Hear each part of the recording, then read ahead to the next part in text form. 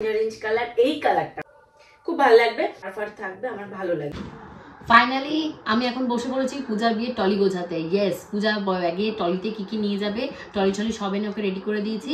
এখনো তোমাদেরকে দেখাবে কি কি শাড়িটারি নেবে, এই সাইডে রয়েছে। তো তোমরা সবাই পুরো ভিডিওটা দেখো। তোমরা হয়তো আমাদেরকে এখন ভিডিও দিতে দেখে ভাবছো যে এখন কিসের ভিডিও। অ্যাকচুয়ালি এই কদিন এরকমই যাবে, তোমরা প্রচুর ভিডিও পাবে।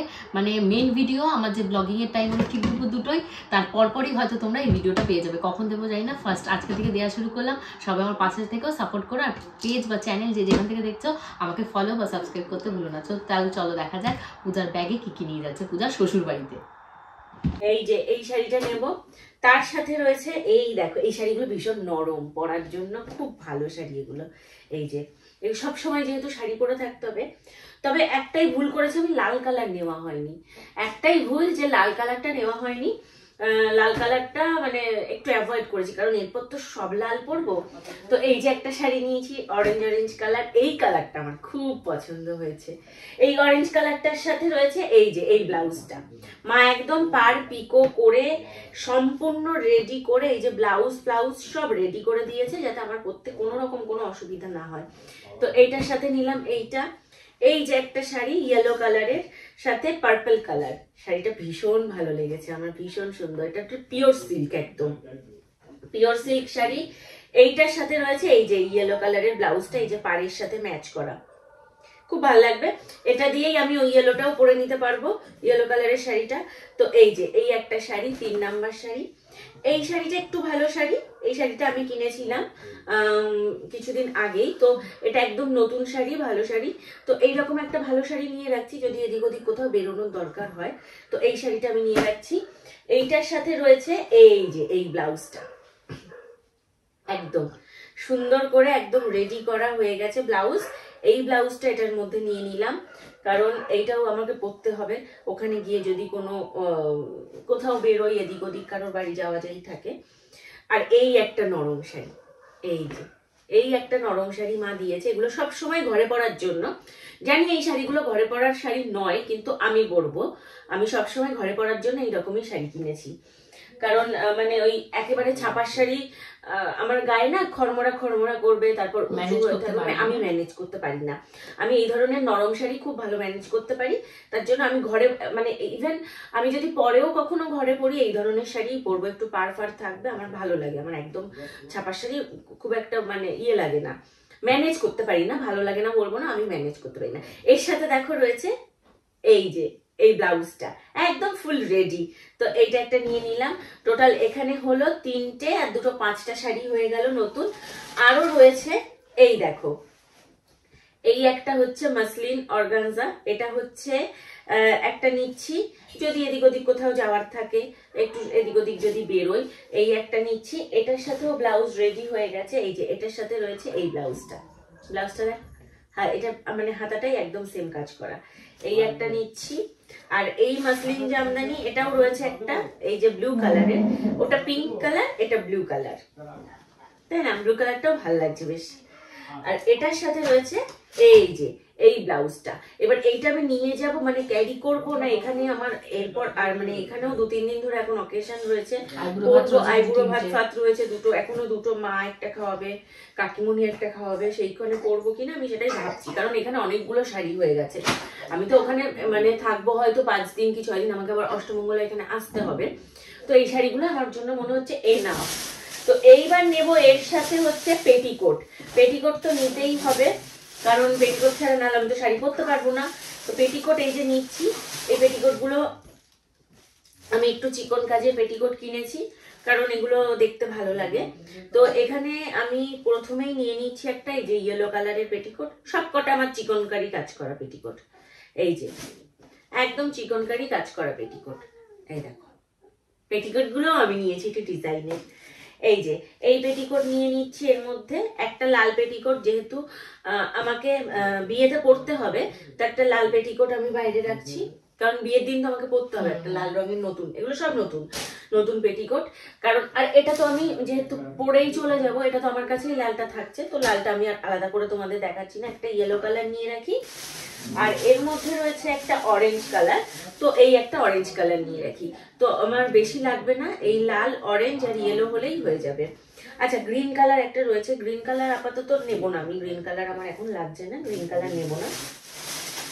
প্লেন পেটিকোটের মধ্যেও এখানে রয়েছে অনেকগুলো কালার, এই যে লাল রয়েছে, রানী রয়েছে, পিঙ্ক রয়েছে, মানে পেটিকোট একবারে বান্ডিল ধরেই আমি কিনেছিলাম। এই দেখো সব কালার রয়েছে। তো এখান থেকে ভাবছি দেখি শাড়ির সাথে ম্যাচ করে। ও আমার তো আবার ধোয়া ধুইয়েরও ব্যাপার আছে, আমাকে 3-4টে পেটিকোট তো নিতেই হবে তাই না?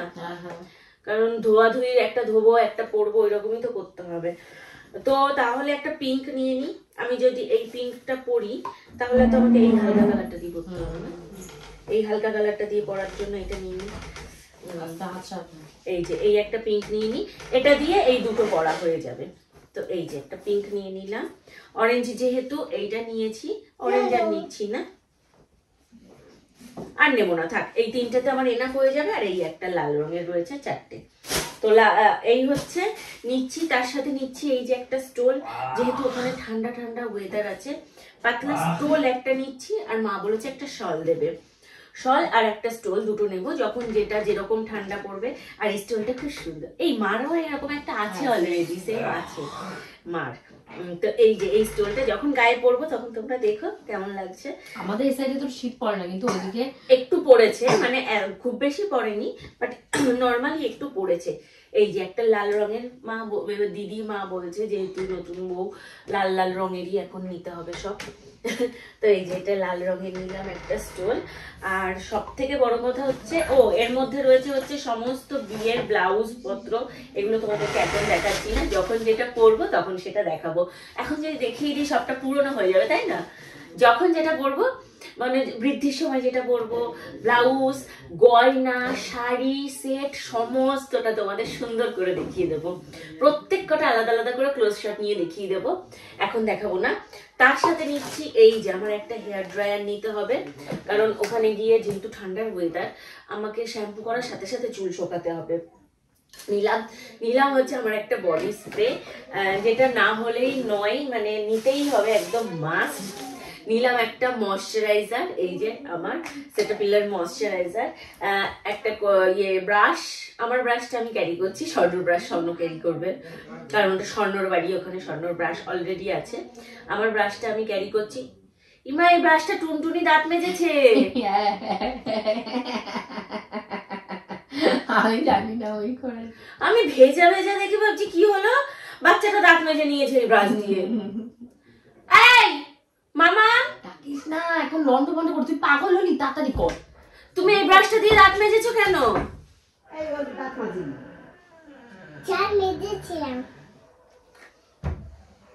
তুমি এই ব্রাশটা দিয়ে কেন ব্রাশ করেছো? আমি তো এই ব্রাশটা নিয়ে যাব। কোথায়? আমি চলে যাব, তো সেখানে নিয়ে যাব ব্রাশটা। কোনটা? তুমি এই ব্রাশটা দিয়ে কেন ব্রাশ করেছো? কোনখানে নিয়ে যাবে? এখন ওকে নাকি ওর বিয়ে হয়ে যাচ্ছে তো, ও চলে যাবে। কোনখানে? অনেক দূরে চলে যাব। ব্রাশ নিয়ে। ব্রাশ নিয়ে যাবে? হ্যাঁ ও সব নিয়ে যাবে। ঠিক আছে, তুমি সবই নিয়ে যাও।